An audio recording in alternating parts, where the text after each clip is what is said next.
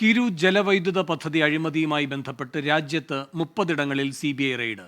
ജമ്മുകശ്മീർ മുൻ ഗവർണർ സത്യപാൽ മാലിക്കുമായി ബന്ധപ്പെട്ട സ്ഥാപനങ്ങളിലാണ് പരിശോധന. ബൽറാം നെടുങ്ങാടി ഡൽഹിയിൽ നിന്ന് ചേരുന്നു കൂടുതൽ വിവരങ്ങളുമായി. ബൽറാം, സത്യപാൽ മാലിക്കുമായി ബന്ധപ്പെട്ട സ്ഥാപനങ്ങളിൽ പരിശോധന നടക്കുന്നതിന്റെ പ്രാധാന്യം എത്രത്തോളമാണ്?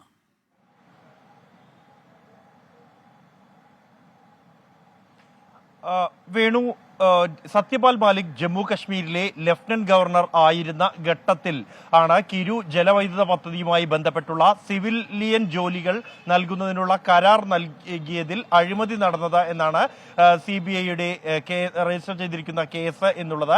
2023 മെയ്യിലാണ് ഈ അഴിമതിയുമായി ബന്ധപ്പെട്ടുള്ള കേസ് CBI രജിസ്റ്റർ ചെയ്തത്. തുടർന്ന് ഉടൻ തന്നെ നടത്തിയ റെയ്ഡിൽ ഈ സത്യപാൽ മാലിക്കിന്റെ മുൻ PA, പ്രസ് സെക്രട്ടറി അടക്കമുള്ളവരുടെ വീടുകളിൽ റെയ്ഡ് നടത്തിയിരുന്നു.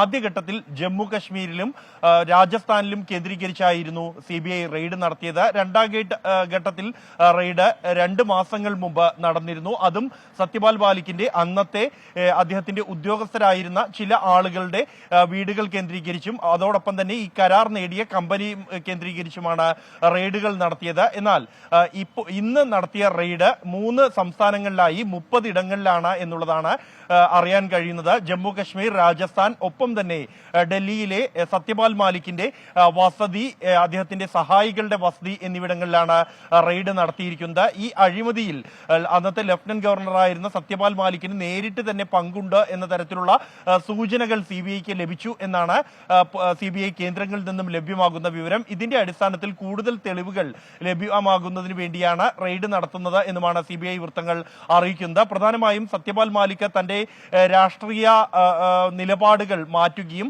കേന്ദ്ര സർക്കാരിനെതിരെ പ്രധാനമന്ത്രിക്കും ആഭ്യന്തരമന്ത്രിക്കും എതിരെ പോലും കടുത്ത വിമർശനങ്ങൾ ഉന്നയിച്ചതിന്റെ തൊട്ടു പിന്നാലെയാണ് അദ്ദേഹത്തെ കൂടി അല്ലെങ്കിൽ അദ്ദേഹത്തിന്റെ മുൻ ഉദ്യോഗസ്ഥരെ കൂടി ഉൾപ്പെടുത്തിക്കൊണ്ട് ഈ കേസ് അന്വേഷണ ഏജൻസി രജിസ്റ്റർ ചെയ്തിരിക്കുന്നത് എന്നുള്ളതും നിർണായകമാണ്. എന്തായാലും ഇന്ന് സത്യപാൽ മാലിക്കിന്റെ വീടും അദ്ദേഹത്തിന്റെ സഹായികളുടെ വീടും അടക്കമുള്ള ഇടങ്ങളിൽ CBI റെയ്ഡ് നടത്തിയിട്ടുണ്ട്. റെയ്ഡിന്റെ വിശദാംശങ്ങൾ അല്പസമയത്തിനകം തന്നെ ലഭ്യമാകുമെന്നാണ് പ്രതീക്ഷിക്കുന്നത്. ശരി, മോദിക്കെതിരെ സംസാരിച്ച മുൻ ജമ്മു കശ്മീർ ലഫ്റ്റനന്റ് ഗവർണർ സത്യപാൽ മാലിക്കുമായി ബന്ധപ്പെട്ട കേന്ദ്രങ്ങളിൽ CBI റെയ്ഡ്.